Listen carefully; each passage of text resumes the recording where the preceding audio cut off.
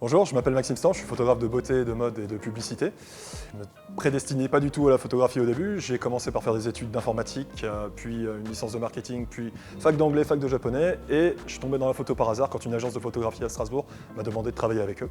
Donc ça fait maintenant 14 ans que je fais le métier.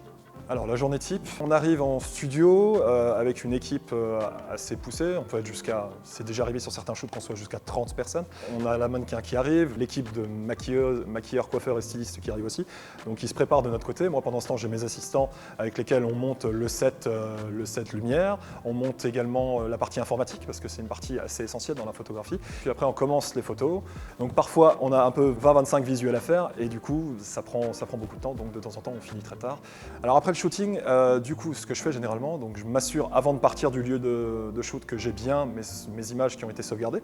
C'est-à-dire que je travaille en mode capture, c'est-à-dire que j'ai l'appareil photo connecté sur l'ordinateur en temps réel. Chaque fois que je prends une photo, il y a la photo qui apparaît sur l'ordinateur. Et à partir de là, dès que le petit programme que j'utilise détecte qu'il y a une photo, nouvelle photo, il la sauvegarde automatiquement sur le disque dur. Alors j'ai 3 critères majeurs aujourd'hui. La fiabilité, après l'autre c'est la puissance. J'ai un appareil photo de 100 mégapixels. 100 mégapixels, la moindre photo, le RAW, donc le fichier brut, fait 200 mégas. Donc ça veut dire que c'est quelque chose où il faut une puissance quand même derrière qui suit si on est exigeant. Parce que je suis extrêmement exigeant avec mon matériel, je le suis en photo, donc je le suis aussi en informatique. Quand on est sur un set, n'importe quelle seconde compte. Et quand on fait 3000 images à la journée par exemple, avoir 2 secondes de moins par image, à la fin du temps, ça fait un sacré temps additionnel. Et le dernier des critères, c'est l'écran. Avoir une fiabilité des couleurs qui est absolument fabuleuse avec une bonne dalle. Donc là en l'occurrence sur les EZ7 c'est une dalle IPS 4K. Ça permet d'avoir un angle de vision assez conséquent. Quand on est plusieurs autour d'un ordinateur pour vérifier une image, c'est quand même assez sympa que tout le monde voit la même chose. Et du coup, la précision de l'écran, le fait que l'écran, cette dalle IPS, soit en 100% Adobe RGB, qui est le standard de l'industrie. Et donc du coup, quand on retouche l'image, on est sûr du résultat qu'on va obtenir. On ne se dit pas, tiens, et comment le client va le voir différemment, etc. C'est beaucoup plus précis comme ça.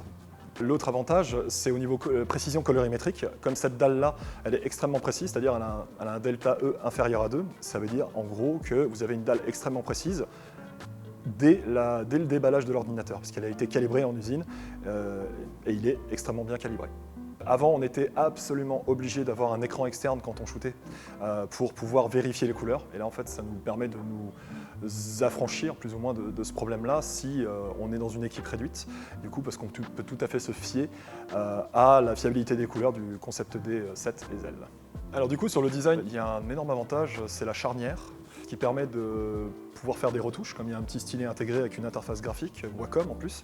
C'est un des avantages du design assez conséquent, c'est aussi ce qui m'a fait choisir ce modèle-là, parce qu'on peut faire une retouche à même l'écran, et ça c'est quand même extrêmement pratique. Et aussi de pouvoir simplement changer la position de l'écran, c'est tout bête, mais quand on a le laptop qui est comme ça, on a toujours tendance à être un peu dans une position non naturelle pour le coup, et du coup le fait de pouvoir bouger l'écran vers l'avant, de mettre la charnière dans cette direction et l'écran comme ça, on a une position bien plus naturelle en fait. C'est toujours assez agréable de pouvoir montrer, même inverser complètement l'écran de l'autre côté pour montrer quelque chose à la personne à qui on parle en face de soi. En fait. Après, il y a le design général de la machine qui est plutôt bien fait parce qu'il a des connectiques entières, c'est-à-dire qu'on a un full HDMI et un full DisplayPort. Il y a 2 prises USB-A classiques et il y a 2 prises USB-C. Je suis venu vers Concept D, pourquoi? Parce qu'il répondait vraiment aux besoins de l'imagerie photographique. Au niveau puissance technique et au niveau spécification de l'écran, ça a été les premiers en PC à proposer quelque chose d'intéressant à ce niveau-là. Et du coup, c'est pour ça que je suis venu vers cette marque de manière assez naturelle. Et en tout cas, oui, après 7 mois d'utilisation, je pense que je recommanderais vraiment l'appareil à tous mes collègues photographes.